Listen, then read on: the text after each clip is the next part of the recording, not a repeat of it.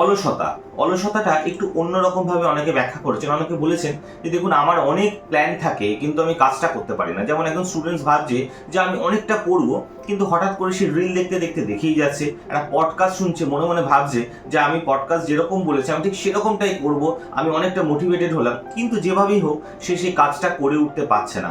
আবার অনেকে আছেন ঘুম থেকে উঠছেন, একদম এনার্জি পাচ্ছেন না, কোনো কাজ করতে ইচ্ছা করছে না, সারাদিন কেমন একটা আনইজি লাগছে।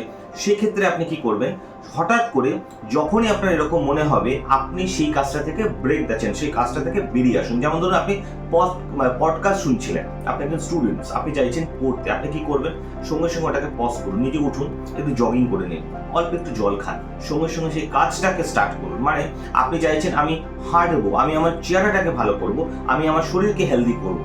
ওই রকম কোনো ভিডিও দেখছেন, ওরকম কোনো পডকাস্ট শুনছেন, হ্যাঁ অনেকটা শুনে ফেলেছেন, এবার পজ করুন, একটু জল খান, অল্প একটু জগিং করুন, সঙ্গে সঙ্গে হাঁটতে বেরিয়ে যায়।